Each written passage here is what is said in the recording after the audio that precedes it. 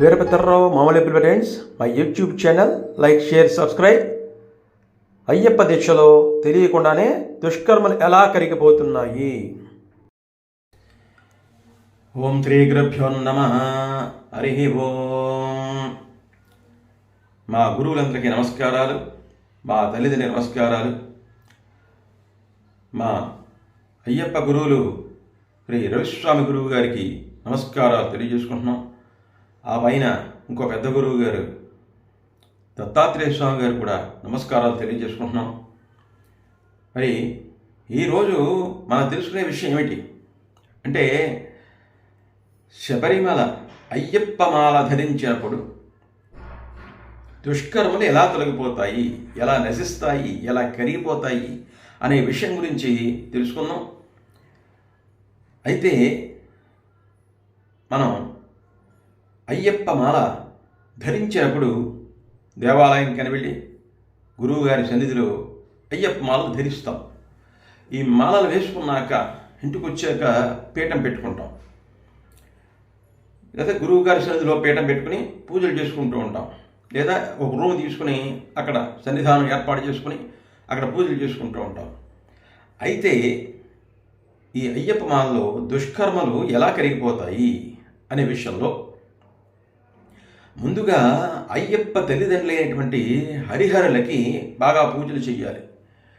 అంటే అయ్యప్ప తండ్రి ఎవరు? హరిహరుడు. హరి అంటే ఎవరు? విష్ణుమూర్తి. హరుడు అంటే ఎవరు? శివుడు. అంటే శివుడు, కేశవుడు, వీళ్ళిద్దరికి కూడా పూజలు బాగా చెయ్యాలి. వీళ్ళిద్దరికి కూడా తల్లిదండ్రుల పూజలు చేస్తే పిల్లలు కూడా సంతోషిస్తారు, పిల్లల పూజలు చేస్తే తల్లిదండ్రులు సంతోషిస్తారు.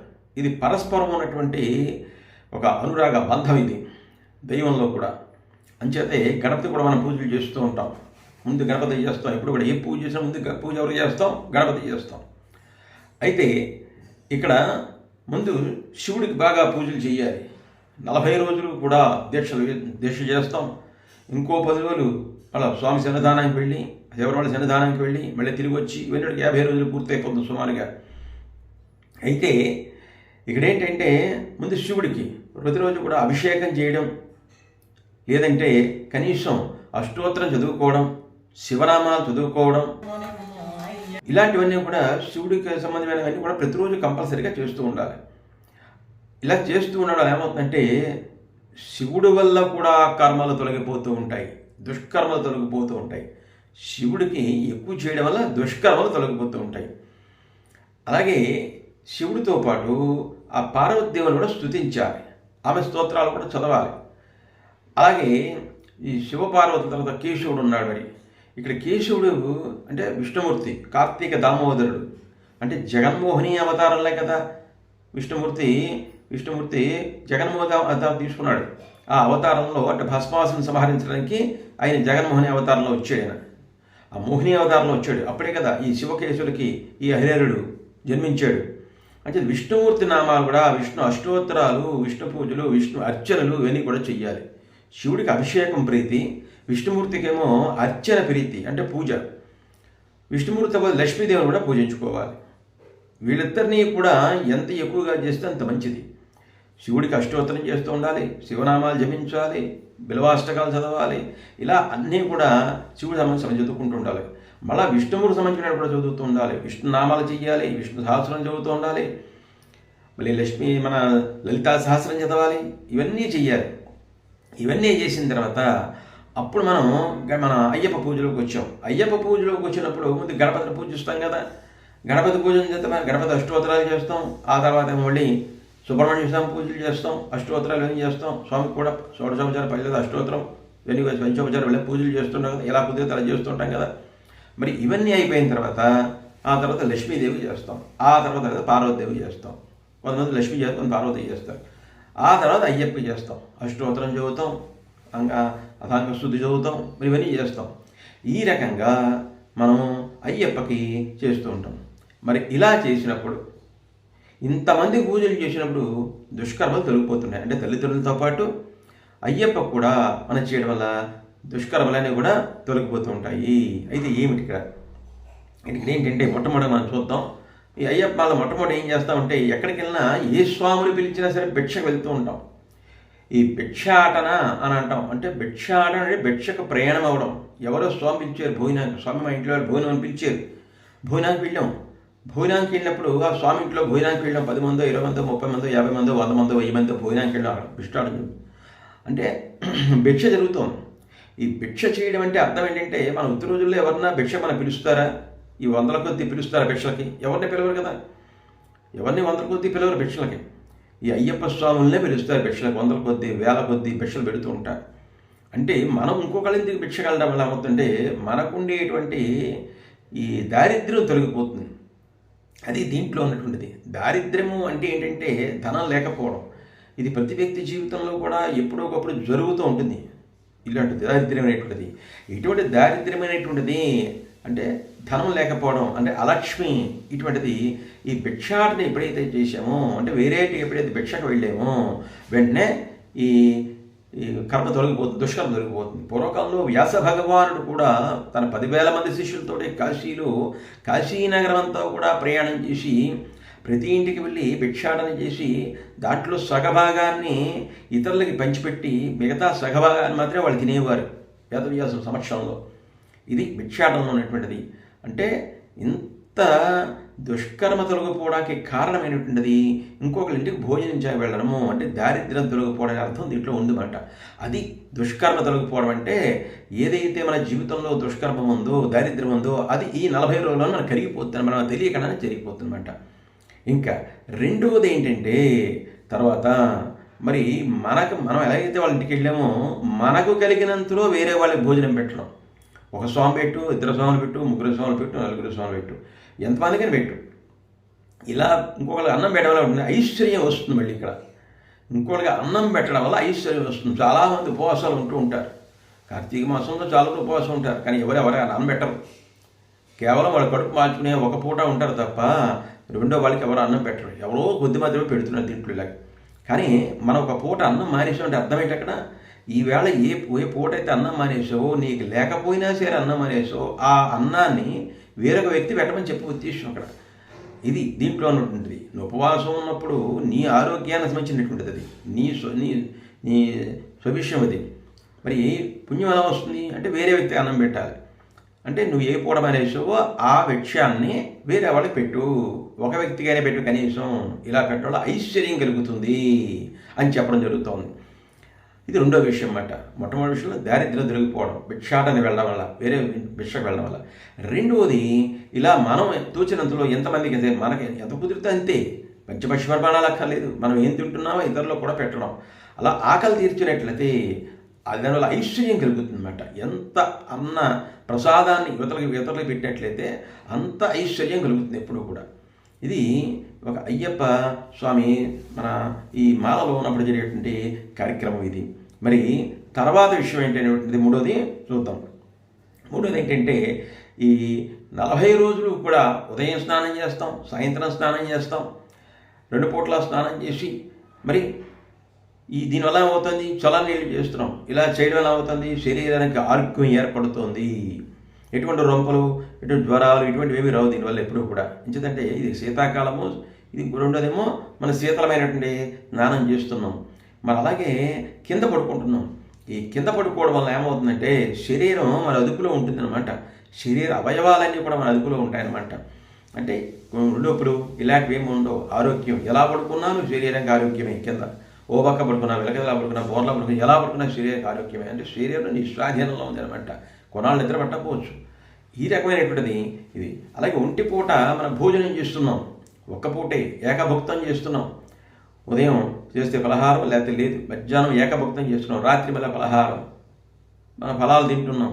ఇలా తినవల్ల ఏమవుతుందంటే నీకు శరీరం ఆరోగ్యంగా ఉంటుంది, అంటే నీ అదుపులో ఉంటుంది.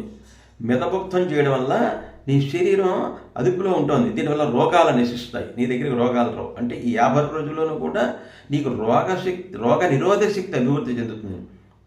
ఇది దీంట్లో ఉన్నటువంటిది.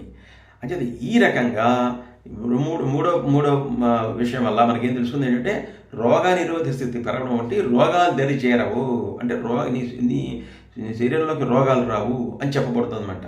అంటే అయ్యప్ప మాలలో ఉండడం వల్ల ఇటువంటి పనులు చేయగలుగుతాం. మామూలుగా నువ్వు 40 రోజుల కింద పడుకోగలవా? పడుకోలేం కదా. మనం 40 రోజుల కింద పడుకోలేం కదా. పరుగుల మీద అక్కడ పడుకుంటారు. మరి 40 రోజులు ఎంత ఎటువంటి వాడని కింద పడుకుంటున్నాడు కదా.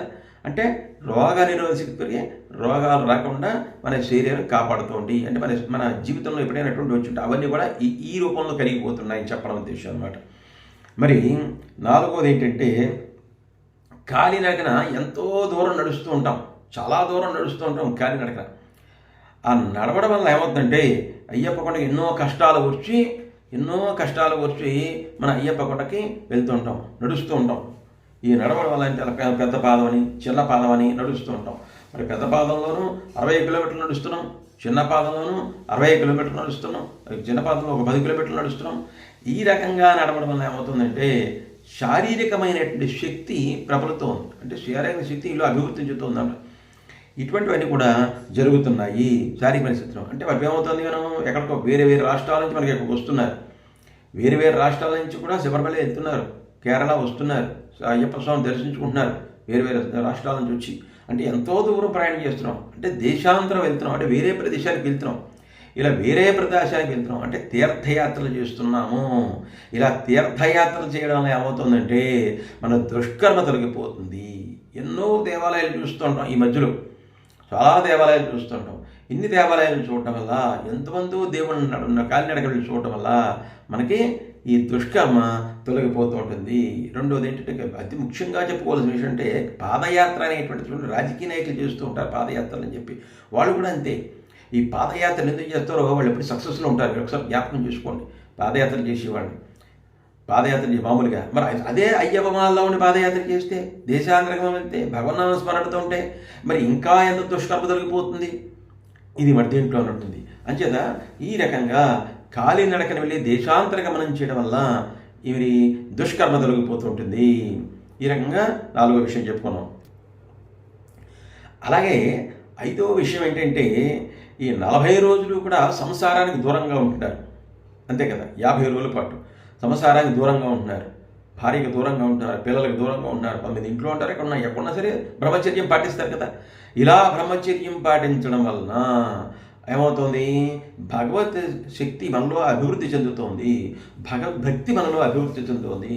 మనతో పాటు మన మాత ఇంట్లోన ఇల్లాలు కూడా ఏం చేస్తుంది, మాత ఆవిడ కూడా మన యందు మన స్వామి చక్కగా పూజలు చేసుకోవాలి, స్వామి చక్కగా యాత్ర చేసుకుని రావాలి, మరి స్వామి మాకు చక్కగా దర్శనం కలగాలి, స్వామికి ఆ స్వామికి దర్శనం ఉండాలి అని ఈవిడ మొక్కులు మొక్కుతూ ఉంటుంది ఇంట్లో. ఈ మాత కూడా ఇంట్లో 1000 దండాలు పెడుతూ ఉంటుంది. అంటే భక్తి ప్రబలుతోంది, ఆవిడ కూడా భక్తి ప్రబలుతుంది, ఆ మాతలో కూడా భక్తి ప్రబలుతోంది. మరి ఈ రకంగా పిల్లలు ఉన్నారు ఇంట్లో, పిల్లలు కూడా అంతే కదా.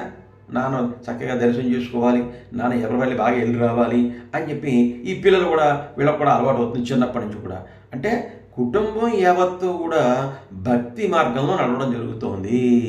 అంటే ఈ భార్యా వియోగం, అలాగే గ్రహచారం వల్ల ఇంకోటో దానివల్ల ఈ భార్యా వియోగం జరుగుతూ ఉంటుంది. అంటే భార్యాభర్తలు కలహాలని వెళ్తే ఇంకోటి దూరం కొనాలు దూరం ఇలా జరుగుతుంటాయి. ఇలాంటివి కూడా గ్రహచారాలు ఉంటూ ఉంటాయి. అలా ఉన్నప్పుడు అటువంటివి ఏమైనా గ్రహచారాలు జాతకంలో ఉన్నట్లయితే అటువంటివన్నీ కూడా ఈ ఎవరిలోనూ అటువంటి దారిద్ర్యం ఏదైతే ఉందో అది తొలగిపోతుంది మొత్తం మీద. అంటే ఈ అయ్యప్ప మాల వల్ల నువ్వు గ్రహదోషాలు కూడా తొలగించుకుంటున్నావు అని చెప్పడం ఉద్దేశం అన్నమాట. ఇది దీంట్లో ఉన్నటువంటిది. ఇంకా మళ్ళీ ఇంకోటి ఏంటంటే 6వ విషయంలోకి వచ్చేటకి మనం చాలామంది స్వామిని చూస్తూ ఉంటాం. దాంట్లో మనకి ప్రతి వ్యక్తికి ఎవరో కూడా మంది వ్యతిరేకస్తులు ఉంటూ ఉంటారు, వ్యతిరేకంగా మాట్లాడేవాళ్ళు, వ్యతిరేకంగా ఉండేవాళ్ళు ఉంటుంటారు కదా, శత్రువులు ఉంటుంటారు కదా. ఇలా రకరకాలుగా ఉంటారు. శత్రువులు లేని వాళ్ళు తక్కువ మంది ఉంటారు, శత్రువులు ఉన్నవాళ్ళే ఎక్కువ మంది ఉంటారు. అలాగే నీ మీద అసూయ ద్వేషాలతో ఉన్న వాళ్ళు కూడా చాలామంది ఉంటూ ఉంటారు. ఇలా ఎంతమంది ఉన్నప్పటికీ కూడా ఈ అయ్యప్ప మాలలో ఉన్న వల్ల అటువంటి శత్రుభావం అనేది నీలో కరిగిపోతుంది అన్నమాట. నీలో ఉండదు శత్రుభావం. నీకు శత్రువు అనే నువ్వు శత్రువుగా భావించే వ్యక్తి కూడా ఏమవుతున్నాడు, స్వామి అని నువ్వు పలకరిస్తున్నావు, స్వామి అంటున్నావు ఆ స్వామిని. అంటే ఆ స్వామి నువ్వేమంటున్నాడు, స్వామి అంటున్నాడు. అంటే ఆ వ్యక్తి శత్రుభావం వదిలిపెడుతున్నాడు, నువ్వు శత్రుభావం వదిలిపెడుతున్నావు. ఈ రకంగా శత్రుభావం అనేది తొలగిపోతుంది, అందరితో మిత్రభావం ఏర్పడుతోంది, అంటే ఐక్యతాభావం ఏర్పడుతోంది. చూసారా, ఒక శబరిమల అయ్యప్ప మాల వల్ల ఐక్యతాభావం ఏర్పడుతోంది. ఈ శబరిమల 50 రోజులు కూడా నువ్వు ఎవరిని శత్రువుగా భావించవు, అరిషడ్వర్గాలు దూరంగా ఉంటాయి. కామ క్రోధ లోభ మోహ మద ఆశ్చర్యాలు ఇవన్నీ కూడా దూరంగా ఉంటాయి. ఎవరిని చూసినా స్వామిని పలకరిస్తావు, ఎవరిని చూసినా మాతాను పలకరిస్తావు, ఈ చిన్నపిల్లలను చూస్తే మనకెంట అంటావు. ఇలా రకరకాలుగా మనం భక్తిభావంతో ఉండడం వల్ల ఒక ఐక్యత ఏర్పడుతుంది దీంట్లో ఉన్నటువంటి ఈ విషయము. అలాగే ఇంకోటి ఏంటంటే 7వ విషయం మనం చెప్పుకోవాల్సి వస్తే, ఇంకా గురువు గారి దగ్గర శుశ్రూష చేస్తూ ఉంటాం. శుశ్రూష అంటే సేవ మాట. గురువు గారు చేసే సేవను శుశ్రూష అంటాం. శిష్యులు గురువు గారు చేసే సేవను శుశ్రూష అంటాం, అంటే గురుసేవ. ఇలా గురుసేవ చేస్తూ ఉంటాం. గురువు గారి దగ్గర ఉంటాం, గురువు గారు అన్నీ చెప్పిస్తూ ఉంటారు, అన్నీ చేస్తూ ఉంటాం. పెద్ద గురుస్వామి ఉంటారు, అన్నీ చెప్పిస్తూ ఉంటారు, పూజలు చేస్తూ ఉంటాం. వారితో పాటు మనం కూడా పూజలు చేస్తూ ఉంటాం. స్వామి అలసిపోయారు, స్వామి గురువు గారు అలసిపోయినప్పుడు పడుకున్నారు, స్వామి మీ పాదాలు పడతాను ఉండండి అని చెప్పి స్వామికి పాదాలు పట్టడం, స్వామి పాదాల కాదు నూనె రాయడం, స్వామి పాదాలు గట్టిగా పట్టుకోవడం, స్వామి మెత్తగా ఒత్తడం. అంటే స్వామి అలసటని, గురుస్వామి యొక్క అలసటని మనం పోగొడుతున్నాం. స్వామి నడుస్తాను కదా, నడవడం వల్ల కాళ్ళు అలిసిపోతాయి కదా, పాదాలు అలిసిపోతాయి కదా, స్వామి యొక్క పాదాలు కడగడం, స్వామికి పాదపూజ చేయడం, గురుస్వామికి పాదపూజ చేయడం, ఇవన్నీ కూడా ఏంటంటే శుశ్రూష కింద వస్తాయి, సేవ కింద వస్తాయి. ఇలా చేస్తే ఆ గురువు గారు మనసులో ఎంత సంతోషపడతారు చూడండి, ఒకసారి ఆలోచించండి. గురువుగారు ఎంత సంతోషపడతారు, అబ్బా మా శిష్యులు నాకు ఎంత సేవ చేస్తున్నావు అని అనుకుంటున్నారు కదా. మరి ఇంత సేవ ఆ గురువు మనస్సు ఏమైంది, ఎంతో ఆనందాన్ని పొందింది. అలా చేయడం వల్ల గురువు యొక్క మనస్సు ఎంతో ఆనందాన్ని పొందింది. ఇలా ఆనందాన్ని పొందడం వల్ల ఏమైంది, నీకు ఆశీస్సులు కలిగినట్టే. గురువు గారు మామూలుగా ఆశీస్సులు ఇచ్చారేమో ఇంకా గొప్పది. ఇలా శుశ్రూష చేయడం వల్ల ఏమైంది, గురువుగారు ఆనందం పొంది ఆ మనస్సు పొందిన ఆనందమే నీకు ఆశీస్సులు అనమాట. ఇది గురు శుశ్రూష చేయడం వల్ల ఉపయోగం అంటే. దీనివల్ల కూడా మన కర్మ కరిగిపోతుంది. గురువుగారి పాదాల పట్టడం వల్ల కూడా మన కర్మ కరిగిపోతుంది. ఇంకా 8వ విషయం ఏంటంటే, 8వ విషయంలోకి వద్దాం. ఈ 8వ విషయంలోకి ఏంటంటే, ఇలాగా మనం ఎక్కడికైనా వెళ్ళినప్పుడు ఏం చేస్తాం, తక్కువ ఎక్కువ మామూలుగా ఉన్నప్పుడు పెద్ద లగేజులతో ఎక్కడికి వెళ్తాం. ఈ అయ్యప్ప మళ్ళీ ఎలా వెళ్తాం, చాలా తక్కువ లగేజ్తో వెళ్తాం. ఎక్కడికి వెళ్ళినా సరే ఏదో 2 పంచులు, 2 తుపాళ్ళు, ఏదో అవసరమైన వస్తువులు, ఇరుముడి ఇవే పట్టుకుని మన ప్రయాణం అయితే ఎక్కడికి వెళ్ళినా సరే. ఇరుముడి కట్టుకున్నది అయితే తక్కువ వస్తువులతో ప్రయాణం ఎక్కడికి వెళ్ళాల్సి వస్తాయి. మళ్ళీ మన శబరిమల వెళ్ళినప్పుడైతే ఇంకా చాలా తక్కువ సామాన్లతో బయలుదేరుతాం. అంటే ఒకరికి పని చెప్పాం మనం, ఎవరికి పని చెప్పగానే మన సామాను మనం మోసుకుంటాం. అంటే ఇతరులకి మనం ఇతరుల చేత సేవ చేయించుకోమన్నమాట. అది కూడా చాలా రుణమే. సేవ చేయించుకోవడం కూడా ఒక రుణమే. ఇతరుల చేత సేవ చేయించుకోవడం కూడా రుణం కింద వస్తుంది. రుణాల్లో కడుగు కదా రుణం కింద వస్తుంది. అంటే ఎవరి చేత సేవ చేయించుకున్నా మన సామాన్లు మనం వస్తాం. ఏ కూలీని పెట్టుకోకుండా మన సామాన్లు చేసుకుంటాం. కాలినట్టు నడుస్తాం. 60 కిలోమీటర్లు పదపాదం నడుస్తారు. 10 కిలోమీటర్లు శబరిమల కొండ ఎక్కుతారు, 5 కొండలు ఎక్కుతారు. ఇలాంటి పరిస్థితుల్లో కూడా ఎక్కడ మనం ఎవరి చేత సేవ చేయించుకోకుండా ఉంటాం. అలాగే అదే సమయంలో చాలామంది స్వాములు ఎక్కుతుంటారు, కొండలు ఎక్కుతుంటారు కదా, పెద్ద పాదంలో ఉంటారు, చిన్న పాదంలో ఉంటారు. ఆ నడిచినప్పుడు ఆ స్వాములు ఎవరైనా అరిసిపోతే వాళ్ళకి ఏం చేస్తూ ఉంటాం, వాళ్ళకి ఏదో కాస్త సుస్తులు, వాళ్ళకు కూడా సేవ చేయొచ్చు, వాళ్ళకు కూడా మనం సేవ చేయొచ్చు. వాళ్ళకి వెళ్ళి నడుస్తూ ఉంటారు, అలిసిపోతారు పాపం, చెమటలు పెట్టేస్తుంటాయి. అలాంటి మండి తువాలు తీసి వాళ్ళకి విసరాలకే సేపు, ఇలా విసరాలకే సేపు విసిరితే వాళ్ళకి గాలి దిగలకి ఊపిరి ఆడి కొంచెం బాగుంటారన్నమాట. వాళ్ళకి మంచినీళ్ళు పట్టుకొచ్చి ఇవ్వడం, స్వామి మీరు బాగుంది స్వామి అని అనడం, వాళ్ళకి ఎలా తినడానికి పెట్టడం మన దగ్గర ఉన్నది. లేదంటే వాళ్ళకి ఏదో గ్లూకోజ్ పోయడం. ఇలా మన దగ్గర ఆహార పదార్థాలు కొంచెం పెట్టి, స్వామి మీరు బాగున్నారా, ఈసారి నిమ్మషోడ తాగారు స్వామి, సోడా ఇమ్మంటారా, లేదా వాటర్ ఇమ్మంటారా అని ఏదో సేవ చేసి స్వామిని కొంచెం ఉపచారం చేసి ఆ స్వామిని లేవ తీసి మళ్ళీ కొనసాగిస్తున్న యాత్ర. ఇదంతా గొప్పతనం చూడండి. అది ఇలాంటి దానివల్ల కూడా నీ దుష్కర్మలు తొలగిపోతాయి. ఇవి 8 రకాల విషయాలు నేర్చుకున్నాం మనం. అక్కడ తల్లిదండ్రులు పూజించడం, అయ్యప్ప తల్లిదండ్రులు పూజించడం, అక్కడ శివపార్వతులని, మరి విష్ణు నారాయణని, ఆ తర్వాత గణపతిని, సుబ్రహ్మణ్యేశ్వరుని, అయ్యప్పని, ఇలా ఇంతమందిని పూజించుకుంటూ వస్తున్నాం. అయ్యప్ప మాలలో ఉన్న శబరిమల వెళ్ళినప్పుడు ఇలా ఇన్ని సేవలు చేయడం వల్ల నీలో ఉండే అన్ని కష్టాలు కూడా తొలగిపోతాయి. చూసారా, ఇవి మామూలు సమయంలో జరిగే విషయాలు కాదు. ఇవి కూడా ఒక్క మలాధారణలో మాత్రమే జరిగేటువంటి విషయాలు మాత్రం. పడి పూజలు చేస్తూ ఉంటారు. ఈ పడి పూజలు చేసినప్పుడు కూడా గురువుగారి సమస్యల్లో బడి పూజలు వెళ్తూ ఉంటాం, బడి పూజలు చేస్తూ ఉంటాం, అక్కడ పూజలు చేస్తూ ఉంటాం, అక్కడ అర్చనలు చేస్తూ ఉంటాం, గురువుగారితో శరణఘోష చెప్తూ ఉంటాం. ఇలా చేయడం వల్ల, శరణఘోషలు చెప్పడం వల్ల మన మనసు ఏమవుతాడు, భక్తి మార్గం నడుస్తుంది. స్వామి శక్తిమంతుడు, అయ్యప్ప శక్తిమంతుడు, మామూలు వాడు కాదైనా చాలా శక్తివంతుడు. నువ్వేం కోరుకున్నా ఇస్తాడు. ఎవరైనా చూడండి, ఎవరు అయ్యప్ప మాల వేసుకుంటే ఎప్పుడు కూడా అభివృద్ధులైనా ఉంటారు. ఎప్పుడు కూడా వాళ్ళు ఎప్పుడు కూడాను ఎప్పుడూ కిందకి వెళ్ళడం ఉండదు. వాళ్ళకి ఎప్పుడు నష్టాలు ఎప్పుడు పొందిన వాళ్ళు ఎవరు ఉండరు. ఇలా చెయ్యడం వల్ల వాళ్ళు ఎప్పుడు కూడా దుష్కర్మలు తొలగిపోయి వాళ్ళు మంచి మార్గంలో నడుస్తారు. కుటుంబం యావత్తు కూడా భక్తి మార్గంలో నడుస్తుంది. అంటే హిందూ ధర్మాన్ని మనం కాపాడుతున్నాము, సనాతన ధర్మాన్ని కాపాడుతున్నాము. సనాతన ధర్మం అంటే ఏమిటి? పూర్వకాలం నుంచి వచ్చే ధర్మం, అతి పూర్వం నుంచి వచ్చే ధర్మాన్నే సనాతన ధర్మం అంటాం. మన ఋషులు ఏదైతే చెప్పారో, ఏ ధర్మాలు అయితే చెప్పారో అటువంటి ధర్మాలన్నింటినీ కూడా ఆచరించడమే సనాతన ధర్మము. అటువంటి సనాతనం తల్లిదండ్రులు పూజించడం. మనం ఏం చేస్తున్నాం? పూజలో అయ్యప్ప తల్లిదండ్రుల మంది పూజిస్తున్నాం లేదా? శివకేశవులను పూజిస్తున్నాం లేదా? లక్ష్మీనారాయణ పూజిస్తున్నాం లేదా? శివపార్వతిని పూజిస్తున్నాం లేదా? అంటే దీంట్లో ఏమవుతుంది? మనం కూడా మన తల్లిదండ్రులు పూజించాలి, మన తల్లిదండ్రులు గౌరవించాలి అనే విషయాన్ని కూడా మనం తెలుసుకుంటున్నాం దీంట్లో. ఇది దీంట్లో ఆంతర్యం. అంటే తల్లిదండ్రులు మన తల్లిదండ్రులు వదిలిపెట్టకుండా తల్లిదండ్రులు జాగ్రత్తగా చూసుకుంటూ వాళ్ళకు కూడా ఆయురారోగ్యాలు చూసుకుంటూ ఎలా ఉన్నాము అనేక విషయాలు కూడా మనం ఈ అయ్యప్ప మాల వనాన్ని కూడా నేర్చుకుంటున్నాము. ఇది దీంట్లో ఉన్నటువంటి అంతరార్థము. అంచేత అందరూ కూడా తప్పకుండా ఈ 8 రకాల కష్టాలని పోగొట్టుకుని అష్ట కష్టాలని కూడా పోగొట్టే శక్తి ఒక శబరిమల అయ్యప్ప స్వామి మాలలో మాత్రమే ఉన్నది. అంచేత అందరూ కూడా ప్రోత్సహించండి. మరింతమంది అయ్యప్పల్ని ప్రోత్సహించండి. శబరిమల 10 మంది వెళ్ళి చూడండి, 10 మందిని కూడా తీసుకెళ్ళండి, వాళ్ళు కూడా యాత్రలు చేయించండి, వాళ్ళందరూ భక్తి మార్గంలో నడిపించండి. ధర్మాన్ని కాపాడండి, సనాతన ధర్మాన్ని కాపాడండి. ఇది శబరిమల అయ్యప్ప మాలలో ఉండేటువంటి దుష్కర్మలు ఎలా తిరిగిపోతాయనే విషయాన్ని తెలుసుకున్నాం. అందరికీ నమస్కారం. నా పేరు వీరభద్రరావు మామిళ్ళపల్లి ప్రెజెంట్స్. నా YouTube channel Veerabhadrarao Mamillapalli presents. My like, share, subscribe. తప్పకుండా నా వీడియోలన్నీ చూడండి. Continues my all videos. అన్ని వీడియోలు కూడా devotional and cultural. All my videos అన్నీ కూడా సంస్కృతి సంబంధమైనవి, దైవ సంబంధమైన వీడియోలన్నీ ఉంటాయి. అన్ని వీడియోలు తప్పకుండా చూడండి. మీ వీరభద్ర గురుస్వామి. ఓం సాయిరామ్. ఓం నమ శివాయ. ధన్యవాదాలు. స్వామియే శరణమయ్యప్ప, స్వామియే శరణమయ్యప్ప, స్వామియే శరణమయ్యప్ప. Veerabhadrarao Mamillapalli presents. Like, share, subscribe. Continue see my all videos.